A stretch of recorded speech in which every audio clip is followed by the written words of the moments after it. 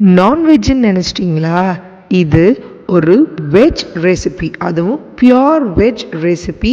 ஒரு சூப்பர் டூப்பரான டேஸ்ட்டில் veg lollipop எப்படி செய்கிறது அப்படிங்கிறத இப்போ பார்க்கலாம். அதுக்கு தேவையான பொருட்களை குறித்து வச்சுக்கோங்க. தேவையான பொருட்களை தயார் நிலையில் எடுத்து வச்சுக்கோங்க. 2 உருளைக்கிழங்க, மீடியம் சைஸ் உருளைக்கிழங்க வேக வச்சு எடுத்துக்கோங்க. வேக வச்ச உருளைக்கிழங்க தோல் உரித்து நல்லா மசிச்சு எடுத்துக்கோங்க. கட்டிகள் இல்லாமல் நல்லா மசிச்சு எடுத்துக்கணும். இப்போ ஒரு வாணலியில் 2 தேக்கரண்டி எண்ணெயை சேர்த்துக்கங்க. எண்ணெய் லேசாக சூடானதும் 1 தேக்கரண்டி அளவுக்கு நறுக்குன பூண்டை சேர்த்துக்கங்க. நல்லா பொடியாக அரிஞ்சு சேர்த்துக்கங்க. அப்போ தான் எண்ணெயில் நல்லா வறுபடும். பூண்டு எவ்வளோ எடுத்திருக்கீங்களோ அதை விட பாதி இஞ்சி எடுத்து அதையும் நல்லா பொடியாக நறுக்கி சேர்த்துக்கங்க. ஒரு 1/2 தேக்கரண்டி அளவுக்கு இஞ்சி சேர்த்து இது 2ஐயும் எண்ணெயில் நல்லா வணக்கி எடுத்துக்கங்க. அது கூடவே பொடியாக அரிஞ்ச ஒரே ஒரு பச்சை மிளகாயை சேர்த்துருக்கேன். உங்களுக்கு காரம் அதிகமாக தேவைப்பட்டால் நீங்கள் இன்னும் பச்சை மிளகாயை அதிகப்படுத்திக்கலாம். அடுத்ததாக ஒரு பெரிய வெங்காயத்தை நல்லா பொடியாக அரிஞ்சு சேர்த்துக்கங்க. எல்லாமே நல்லா பொடியாக அரியும் பொழுது தான் இது எண்ணெயில் நல்லா வறுபட்டு நம்மளால் மசாலாவை ஈஸியாக கையில் பிடிக்கிற மாதிரி வரும். அதனால் முதல்ல எண்ணெயில் நல்லா வணக்கிக்கங்க. கண்ணாடி பதம் வந்ததுக்கப்புறமா இப்போ முதல்ல கேப்சிகம் சேர்த்துருக்கோம். காய்கறிகள் உங்களுடைய விருப்பம்தான், ஆனால் ஈஸியாக வணங்குற மாதிரி வேகிற மாதிரி காய்கறிகளை சேர்த்துக்கங்க. இப்போ அடுத்ததாக கேரட் சேர்த்துருக்கேன். கேரட்டையும் நல்ல துருவின மாதிரியோ அல்லது பொடியாக அரிஞ்சோ சேர்த்துக்கங்க. பட்டாணியை மட்டும் நான் முன்னமே ஒரு 5 நிமிஷம் வேக வச்சு அதுக்கப்புறமா சேர்த்துருக்கேன்.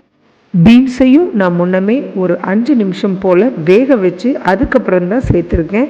பீன்ஸ் பட்டாணியை மட்டும் முதலே வேக வச்சு சேர்த்துக்கங்க. இப்போ இந்த காய்கறி கலவைக்கு தேவையான அளவு உப்பு போட்டு நல்லா எல்லா காய்கறிகளையும் வணக்கி விட்டுக்கங்க.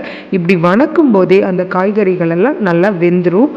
இப்போ இதுக்கு தேவையான மசாலா பொடிகளை சேர்த்துக்கலாம். 1/2 தேக்கரண்டி மிளகாய்த்தூள் சேர்த்துருக்கேன். 1/4 தேக்கரண்டி மஞ்சள் தூள் நிறத்துக்காக சேர்த்துருக்கேன்.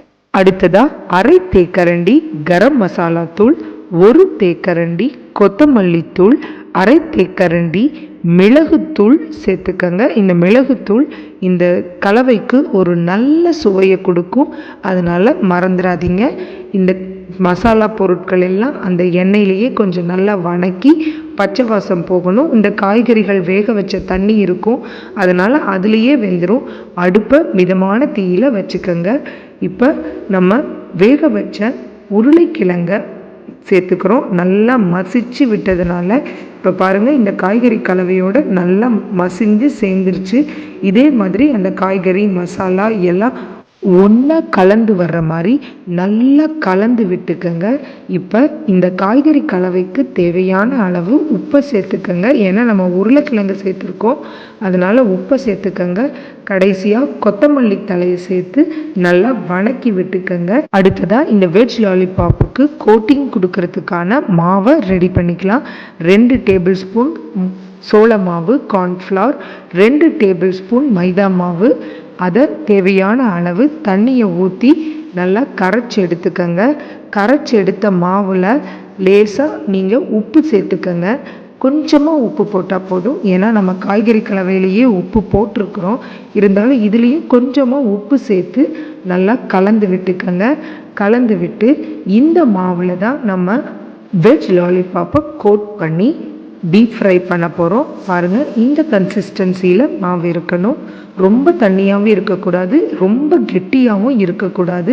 கார்ன்ஃப்ளவர் கொஞ்ச நேரத்தில் இறுக ஆரம்பிச்சிடும். அதனால் இதை செய்ய போகிற நேரத்தில் நீங்கள் கலந்து வச்சுக்கிட்டா போதும். இங்கே பாருங்கள், நமக்கு தேவையான வடிவத்தில் நான் லாலிபாப் வடிவத்தில் செஞ்சுருக்கேன். உங்களுக்கு இதே வடிவத்தில் ஹார்ட் ஷேப்பில் இல்லை எப்படி வேணும்னாலும் நீங்கள் செஞ்சுக்கலாம். இந்த மாதிரி செஞ்சு உள்ளே ஒரு ஐஸ்கிரீம் குச்சியை கொடுத்து அதை இப்படி நல்லா அழகான வடிவங்களில் எல்லா மாவையும் பிடிச்சு வச்சுக்கோங்க. முதலே இப்படி செஞ்சு வச்சுக்கிட்டா பொரிக்க ஈஸியாக இருக்கும். ஐஸ்கிரீம் குச்சிகளை நல்லா கழுவி அதுக்கப்புறம் இதில் யூஸ் பண்ணுங்கள். இந்த மசாலா கலவையை வடிவம் கொடுக்கும்போது ஷேப் பண்ணும்போது நல்லா டைட்டாக பிடிச்சிக்கோங்க, அப்போ தான் இது வெளியில் வராது. மாவை கோட் பண்ணும்போது தின்னாக கோட் பண்ணுங்கள், ரொம்ப கெட்டியாக கோட் பண்ண வேண்டாம். வெளி மாவு நல்லா தின்னாக இருந்தால் தான் இந்த ரஸ்க்கு தூள் இல்லாட்டி பிரெட் க்ரம்ஸ் இங்கே யூஸ் பண்ணியிருக்கிறோம். நான் வீட்டில் இருந்த ரஸ்க்கு ஒரு 10 ரஸ்க் எடுத்து நல்லா ட்ரையான மிக்சியில் பொடி பண்ணி அதை தான் இங்கே யூஸ் பண்ணியிருக்கேன். உங்ககிட்ட பிரெட் க்ரம்ஸ் இருந்தாலும் நீங்கள் அதை யூஸ் பண்ணிக்கலாம்.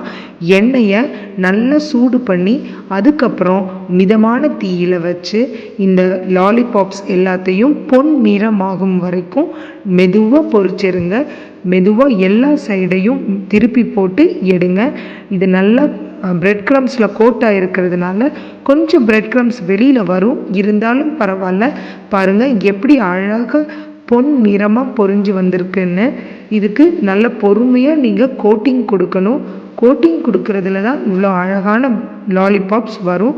இந்த எண்ணெயை இன்னொரு தடவை ரீயூஸ் பண்ணணும்னு நீங்கள் நினச்சிங்கன்னா அதை எடுத்து வைக்கும்போது இந்த பிரெட் க்ரம்ஸ் உள்ளே விழுந்தது எல்லாத்தையும் நல்லா வடிகட்டி சுத்தமான எண்ணெயாக எடுத்து வச்சுக்கோங்க.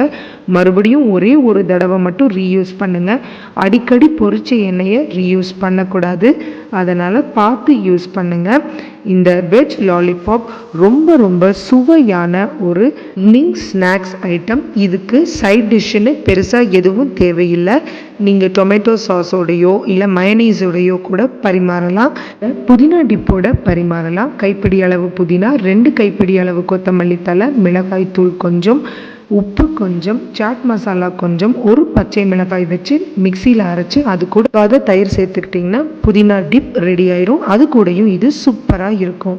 விட்டு வரக்கூடிய குழந்தைங்களுக்கு இதை செஞ்சு கொடுங்க. கண்டிப்பாக செஞ்சு கொடுத்த உங்கள் கைக்கு ஒரு முத்தம் கிடைக்கும். உங்கள் கணவருக்கும் உங்கள் குடும்பத்தாருக்கும் இது உங்களுடைய அன்பின் வெளிப்பாடு, உங்கள் காதலின் வெளிப்பாடு. ஆமாங்க, சமையல் எப்பவுமே நம்மளுடைய அன்பினுடைய காதலினுடைய சுவையும் சேர்த்து தான் கொடுக்கும். எவ்வளோ அன்போடு சமைக்கிறோமோ அவ்வளோ நல்ல ருசியோட நம்ம சமைக்கிற ஐட்டம் இருக்கும். அதனால் இது எல்லாத்துக்கூடையும் உங்கள் அன்பையும் காதலையும் சேர்த்து சமைங்க. இந்த வெஜ் லாலிபாப் சூப்பராக இருக்கும். ட்ரை பண்ணி பாருங்கள். ட்ரை பண்ணி பார்த்துட்டு எப்படி வந்தது அப்படிங்கிறத எங்களோட பகிர்ந்துக்கோங்க. எங்கள் சேனல் பிடிச்சிருந்ததுன்னா சப்ஸ்கிரைப் பண்ணுங்கள். இந்த ரெசிபி பிடிச்சிருந்ததுன்னா லைக் பண்ணுங்கள். உங்கள் ஃப்ரெண்ட்ஸுக்கும் ஷேர் பண்ணுங்கள்.